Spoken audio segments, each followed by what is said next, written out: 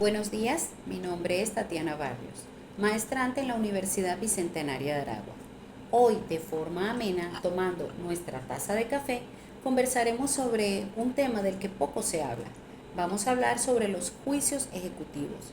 Vamos a descubrir el antecedente de esta institución, qué es un título ejecutivo y cuáles son las características principales de esta institución. Ahondaremos en el juicio de intimación y el de rendición de cuentas. Conocer toda esta información nos permitirá en el ejercicio estar claros en cuándo usarla y cuáles son sus principales características. Empecemos por decir que los juicios ejecutivos vienen de mucho tiempo atrás, por así decirlo, que en épocas primitivas de la humanidad, el hombre o el deudor, cuando se encontraba ante la imposibilidad de saldar la cuenta, tenía que pagar con su propio cuerpo. En algunas civilizaciones incluso eran tomados los hijos del deudor y eran vendidos como esclavos. Afortunadamente, la sociedad evoluciona y se conoce lo que hasta nuestro tiempo está vigente, que el deudor responde ante las obligaciones que no puede cumplir o ante las que no puede cumplir con sus bienes. Ahora bien, ¿qué son entonces los juicios ejecutivos? El juicio ejecutivo es un procedimiento especial que se basa en un título legal. Cuando un acreedor tiene ese título legal, entonces puede rápidamente, mediante un procedimiento breve y especial, solicitarle al órgano jurisdiccional que obligue al deudor a cumplir con lo que se comprometió según ese título ejecutivo. Entonces podemos decir que este procedimiento es diferente al procedimiento ordinario, que es un procedimiento especial, es breve, se basa en un título o la prueba fundamental para ejercer este tipo de acción es que se tiene un título ejecutivo legal, del cual ahondaremos más adelante. En este tipo de juicio, al igual que en un juicio ordinario, está garantizado el derecho a la defensa de la parte demandada, de conformidad con lo establecido en el artículo 49 de la Constitución Nacional, pues el demandado tiene el derecho de oponerse a la acción. ¿Cómo podría entonces oponerse? Bueno, ante una demanda de este tipo, él puede presentar como prueba que ya cumplió con la obligación. Por ejemplo, si es una obligación o un tipo de juicio ejecutivo en el que se le está solicitando que cumpla con lo que debe por una hipoteca, por ejemplo, él puede presentar que está liberado de esa obligación, pues ya canceló o ya pagó lo que debía. Así que estas son las características a grosso modo de este tipo de institución. Ahora, ¿qué es un título ejecutivo del cual venimos hablando? Sigamos conversando de este tema tomando nuestra taza de café. Un título ejecutivo es el instrumento fundamental en que se basa un juicio ejecutivo. Es un instrumento legal y debe estar por escrito. Este puede ser de dos tipos, puede ser público o privado. Cuando nos referimos a los públicos se trata por instrumentos legales debidamente protocolizados ante la oficina correspondiente. Estos pueden ser, como ya mencioné hace un momento, la constitución, por ejemplo, de una hipoteca, la cual se encuentre debidamente protocolizada ante el registro inmobiliario correspondiente al lugar donde se encuentra o donde está ubicado el bien inmueble. También nos encontramos aquí los documentos o los instrumentos privados. Pueden ser las facturas debidamente aceptadas, las letras de cambio o los cheques. Cuando nos referimos a los documentos privados, el artículo 631 del Código de Procedimiento Civil establece que la firma de estos documentos privados puede ser reconocida o debe ser reconocida por un procedimiento previo al juicio ejecutivo, sencillamente para reconocer la firma del deudor o para que éste ejerza los recursos correspondientes, y entonces cuando ésta sea incorporada como prueba fundamental en un juicio ejecutivo, ya tenga ese instrumento privado, tenga el carácter legal que corresponde. Ahora, hablemos de dos procedimientos particulares. Empecemos hablando por el procedimiento de intimación. Sigamos entonces tomando nuestra rica taza de café. Permítanme definir, según lo que dice el autor Guillermo Cabanellas, lo que es la intimación. Según este diccionario jurídico, la intimación es el acto mediante el cual el juez ordena a un deudor que pague lo que debe o que cumpla con la obligación según lo que se ha establecido en el título ejecutivo. Este es un procedimiento, como ya dijimos, breve, especial, en el cual la demanda o el escrito de intimación debe cumplir con las formalidades establecidas en el artículo 640 del Código de Procedimiento Civil. Este juicio por intimación está regulado según lo establecido en el artículo 640 al 652 del Código de Procedimiento Civil.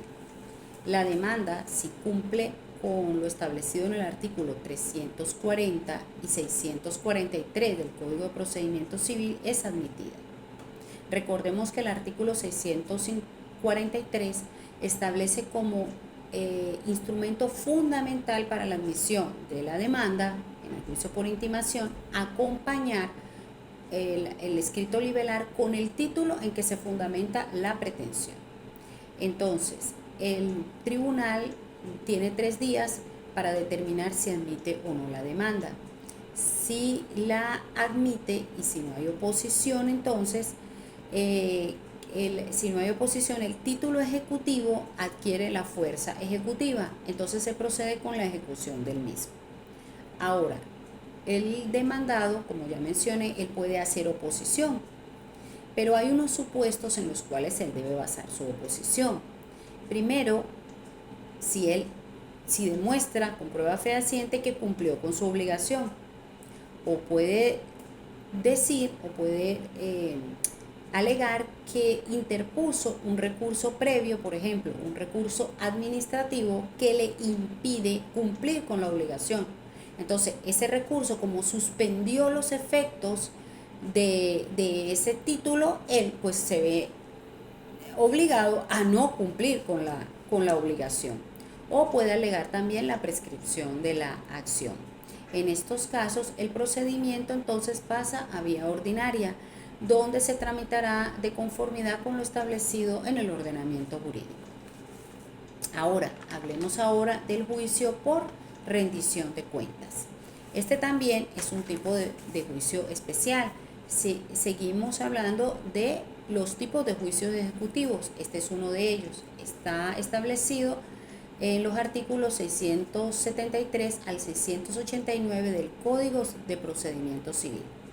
Este es un tipo de juicio en el cual se le exige a quien debe hacerlo que rinda cuentas, o sea, que presente el informe que debe presentar.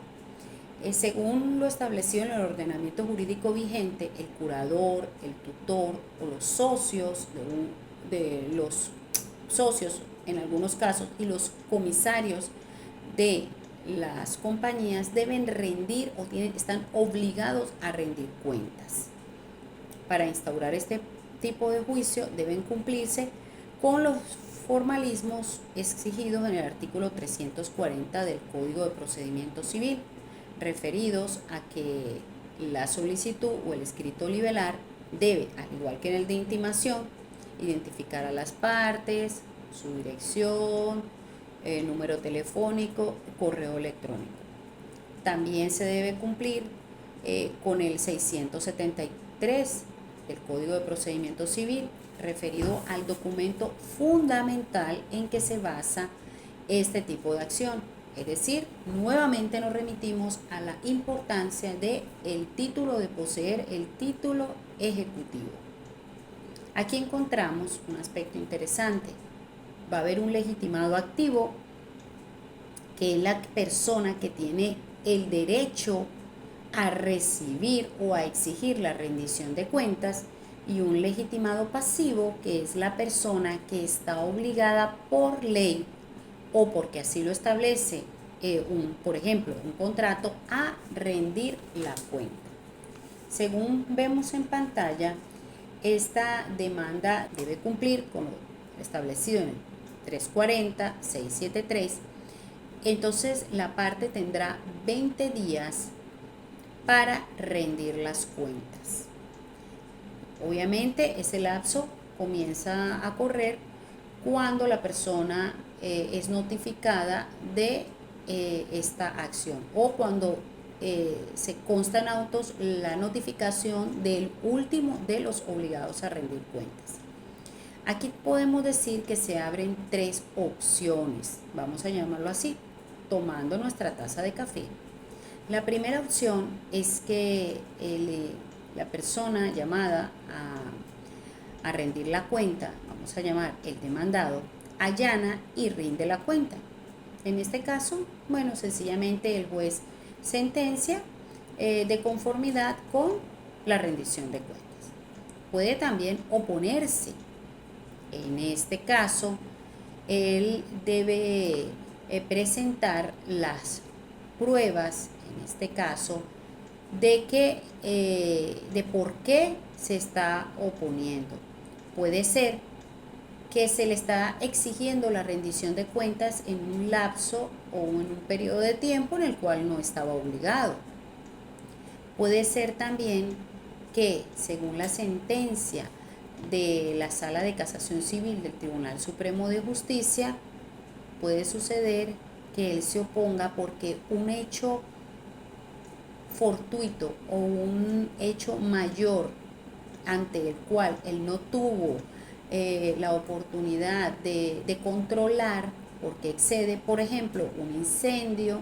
Supongamos que él presente las pruebas de que no puede cumplir con la obligación porque consta, según el levantamiento de bomberos o del 6CPC, porque también puede ser por robo, de que no pudo cumplir con lo que se le exigía. Entonces, estos medios de prueba legales los va a presentar como la razón por la cual no ha podido cumplir con lo que se le exige. Ahora, él también tiene otra opción. Él puede decir, ya cumplí con la obligación. Así que también en este caso se opone. Ahora, imaginemos que no allana, es decir, no rinde las cuentas, no se opone, no presenta cuentas y no se opone. En este caso, según lo establecido en el artículo de procedimiento civil, se tiene como cierto lo esgrimido en el escrito liberal. Opera algo así como la confesión ficta, o lo que conocemos como confesión ficta en el procedimiento ordinario.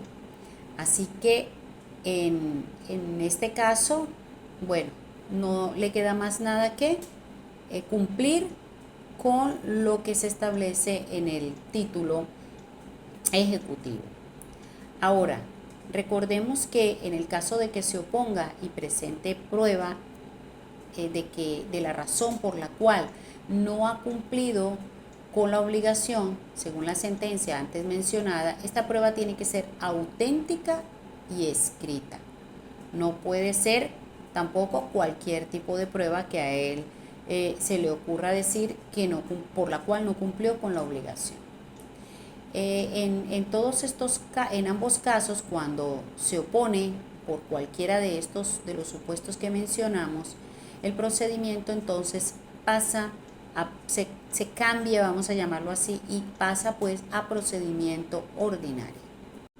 Ya para terminar con nuestra rica taza de café, recordemos entonces que los juicios ejecutivos, como podemos darnos cuenta hoy, son juicios especiales, breves, en el que se requiere de forma fundamental poseer un título ejecutivo legal y escrito.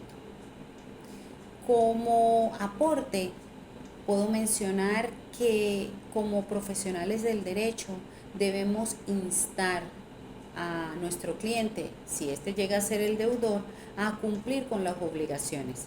Así ahorraremos tiempo en la administración de justicia y también contribuiremos con una sociedad más justa y moralmente ética.